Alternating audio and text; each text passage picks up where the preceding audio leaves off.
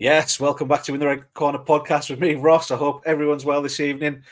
Just want to say what a weekend it was. Unbelievable weekend. What a show. Bakewell put an amazing card together, marking the background, making it all run smoothly. It was probably the best BKFC show I've been to so far. It really was. Big shout out to Cloud Competitions up there. Great to see them guys at the show as well. Sponsoring the podcast. Appreciate it. Go over to Instagram, give them a follow. They do amazing competitions. They're even giving away money for free, which, who can complain about that? No one. But tonight, I am joined by Dan Vinni. We last seen him out for the BKFC at Wembley. It's 2 years. Things have fell through. Let's let him talk about it. Let's get him on. Dan Vinni, everyone. How are you doing, Dan? You all right? Hey, I'm good, man. How are you? Pleasure to have you in the Red Corner. Thank you so much. Thank you, man. No, I appreciate it, bro. I appreciate you getting me on. Yeah, no problem at all. Jack Culshaw in the comments there at the weekend had an amazing fight against Bartek Carnaby. Lou Fuse in there as well. Shout out my brother Lou Fuse. Hope you're well, my man. I know he's well. I only spoke to him this afternoon. So Rick Doughty, RSD Transportation. Go and give them a follow on Instagram. Big supporter of the show. Dan, how have you been? Where have you been? What's been going on? 2 years since you were last out. Yeah, man. Like I don't know. Like I've tried. I live in Dubai, so it's a bit of a ball ache to get out. I've been on like last minute replacement lists forever. If someone pulls out, I'm like, yeah, let me fight. But it's just not worked out. I've had two bare knuckle fights on other shows flop, and it's just not it's not happening. But like I said, I'm focused on this 100% now. I'm not fighting MMA. I'm not doing jiu-jitsu. I'm just in this bare knuckle shit. Yeah. I mean, we can't mention names, but there is a verbal contract going on, isn't there? I've been, something's going on in the background. Yeah, me and Andy's been talking. Obviously, like I said, we talk a bit, and I verbally agreed a guy. We've agreed a weight, and for August. So if it happens, it happens.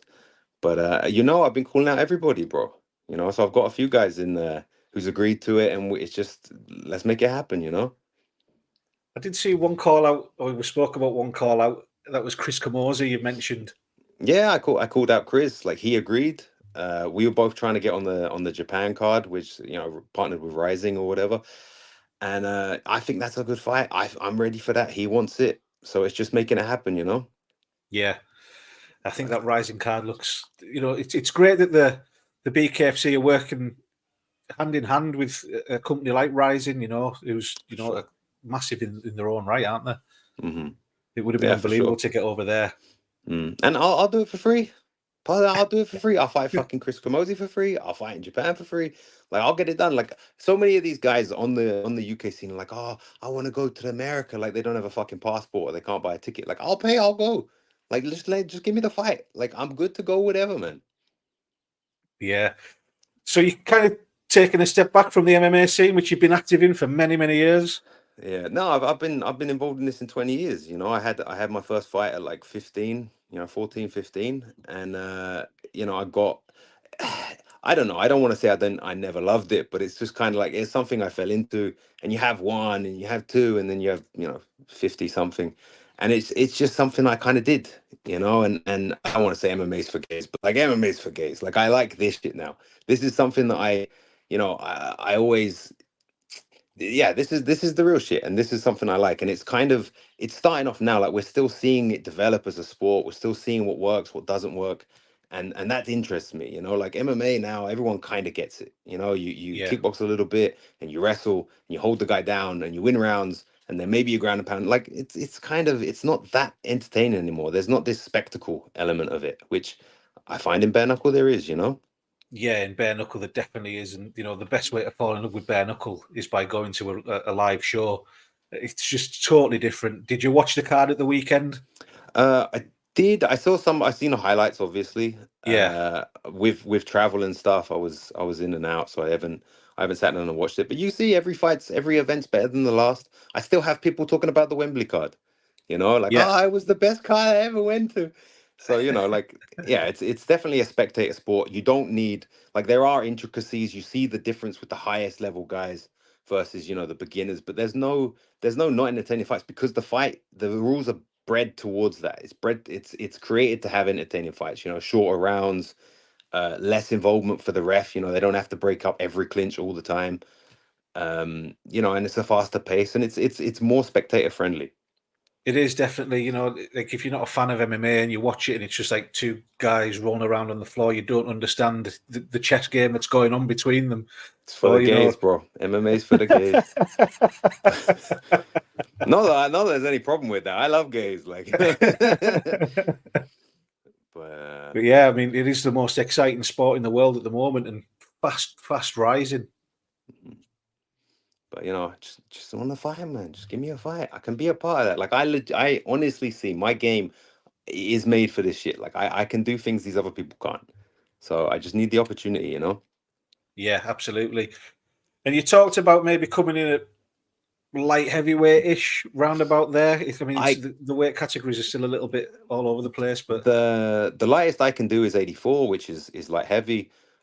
Cruiser works fine. Like obviously that's in the between. But me personally, I'll fight a heavyweight. There are guys I called out a heavyweight. I can drop some names now, but like, yeah, I'm good to go with whatever. Obviously, the fight we can't necessarily talk about is agreed to 88 kilos, which for me is an awesome division. I think that should be a division in its own right.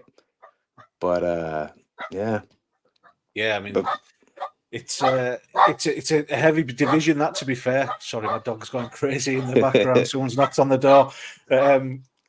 Yeah, it's a heavy division. That light heavyweight, cruiserweight division. Well, this is the thing, and BKFC UK seem to do a lot of these like catchweight fights. I have a slight problem with it in the sense of where you're going to end up on rankings.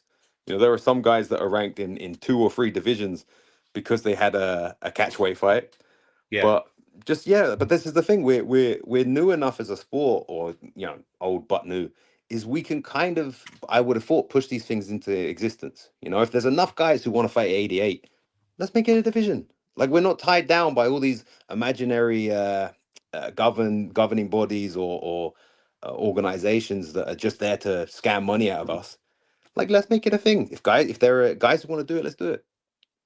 Yeah, I can't wait to see you back in there again. I hope it happens in August. Hope that verbal agreement becomes a concrete agreement for you. Obviously, itching to get back in there. What is it you've missed about it the most? Honestly, I enjoy doing it. Like that's the crazy thing, because realistically, even with me, I don't like it. I like after the fact. I like that, people can like my stuff on social media and tell me well done. Like, but the actual fights, I don't want to do that. But like, bare knuckle with the rules and the way it is, I enjoy doing it. Let alone obviously the other stuff, and there's big promotion and there's opportunities in this game still. So yeah, I miss everything about it, man. I'm looking at it as almost, I look at it as a science. I look at it as a historian, seeing what works, what doesn't work, seeing how the sport can evolve, and that's what I'm really interested in. I just had a comment there, just looking there. Dan Vinni was meant to face Dan Moyer. That's okay. why that fight didn't hit. We can talk about that. Okay, so the real way that works is I messaged Andy and I said, okay, I'm willing to come to the show. I'll be a backup guy. If one guy falls out, I'll fight him. There's like 3 or 4 fights in the division I can make. Let me know. And then I got to the point where I was already coming, and I was like, okay, if I'm gonna already be here, give me a guy, give me a nobody. I'll fight for free, but I expect him to be a taxi driver. Let's be honest. And then Andy, being a legit matchmaker that he is, he offered me this Danny guy, and then he was like, okay, but you have to sell this many tickets to pay him. You have to sell this many tickets to pay yourself. And I'm like, bro, the guy, what is he, like 5-0, 6-0, whatever, 7-0? Yeah. Bro, come on, I'm not gonna pay you to fight me and then hopefully make money myself. Like, that's crazy.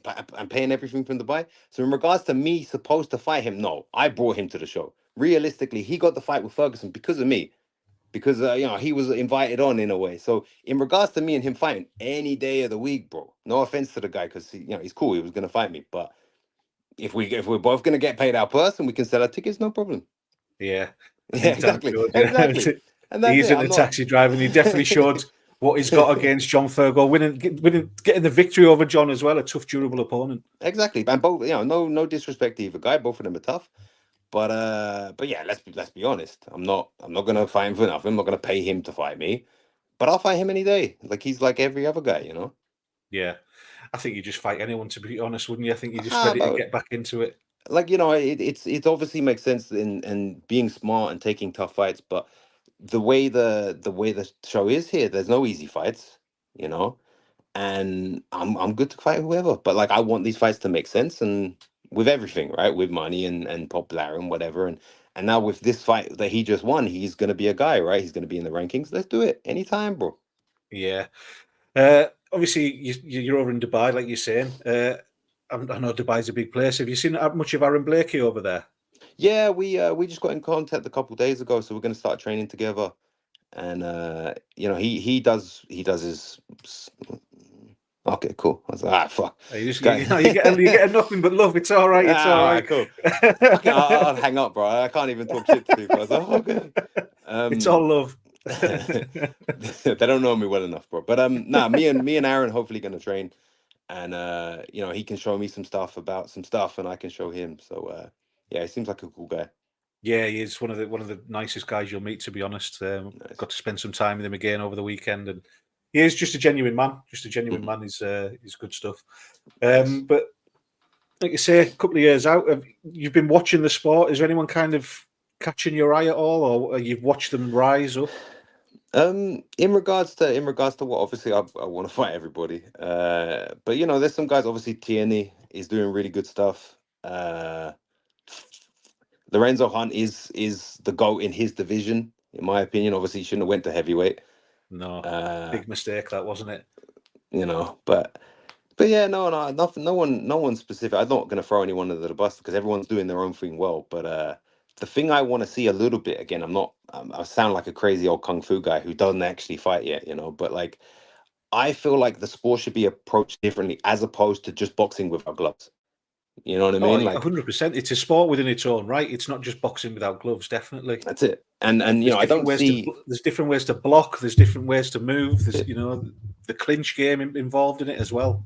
So I think as it goes on, the level's gonna get better. And I'm not saying I'm the best guy, but yeah, no, there's a few guys that are cool. But like I said, realistically, right now, I just want to get fights. So that's all I'm thinking about. I want to sit down and watch it as a fan, but then I'm like, wow, can I make that division? Yeah, fuck that guy. Yeah.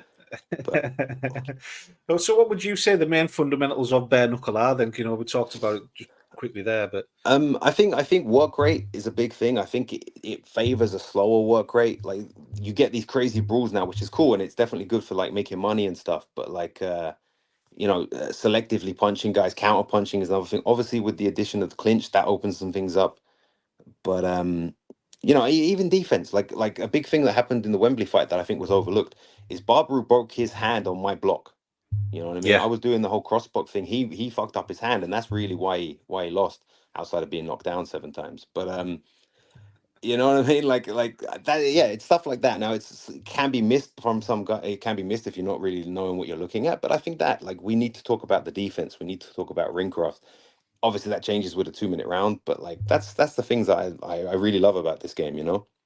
Yeah, and the ring as well. I mean, the ring's just built for action, isn't it? There's no corners to get into or out of, or put anyone. It's ready made just to get going. Especially with the show at the weekend, we use the smaller ring, 16-foot instead of the 20-foot ring, so it makes a bit of a difference. Are they doing that like permanently now, or are they going to change up and down, or how's that going to work? It's going to change up and down. So the 16-foot ring is just going to be for the prospect shows. The main shows are going to be the 20-foot ring. Okay. From what I can gather. Right. Yeah, but like, again, there needs to be a certain amount of uniformity. Like should all understand what the size of the ring is. Like if we go there and it's fucking phone booth when you've been preparing for something else, that's a bit. But either way, it's guys are getting rewarded for putting on entertaining fights. So guys will keep doing that. Yeah, I mean, I don't know if you saw the Bare Knuckle podcast earlier, the main show for the BKFC. Feldman was on, he was dishing out bonuses and contracts to all the guys because it was such an amazing show at the weekend and everyone fought their ass off. I saw that on your page, bro. I didn't see it on this other page. Fuck them guys. But yeah, like I say, I can't wait to see you out there. And thank you, have you got any coaches, teammates, gyms, sponsors that you want to give a shout out to at all? Or I got so many, man. Like I got everyone that supports me. I really appreciate it. I need it from everybody. Yeah, I nah, I thank everybody. You can check my Instagram and shit. yeah, you'll thank them on your own socials, I'm That's it, sure. man. Man. Uh, All right. sorry, I'm just reading another comment there. So it's Bare Knuckle Sport. They're just going to get a 16-foot circle ring. Nice one, Simon. Yeah, makes sense, mate. Yes, Dan. When we're allowed to talk about your fight properly, we'll get it out there. Man. It's gonna. I think that's an amazing fight, to be honest, that we can't talk about. But But it's exciting. But like I said, anyone who wants it, bro, like we don't have enough smack talk in this thing.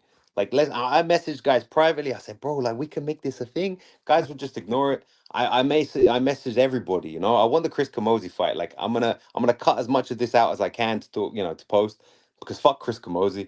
But yeah, I want them big fights, man. But let's do this, guys. We got to push the sport together. Like we got to be interesting, and you have to feed the next guy. You have to make everybody go up together. We need to talk shit about each other and then make this a thing.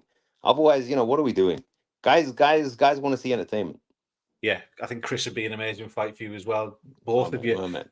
Tough guys, meeting in the middle of the ring and just exchanging. What you guys do.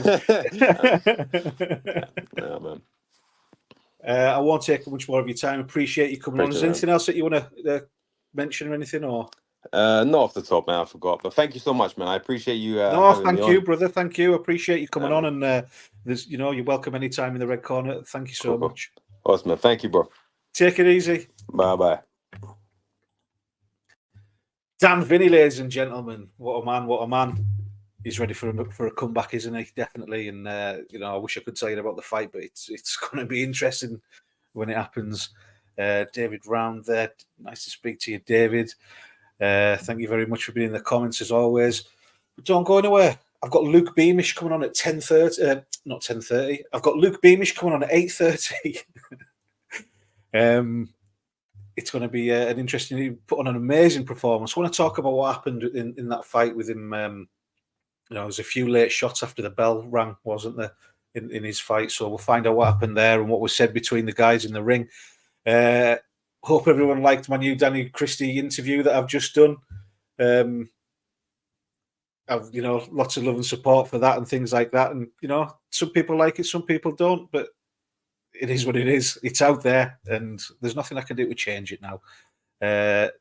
David found another great fighter. Where did he find them? Oh, David Round, another great fighter. I see. Funny that, Ross. Yeah, thank you, mate. David Round, I thought so.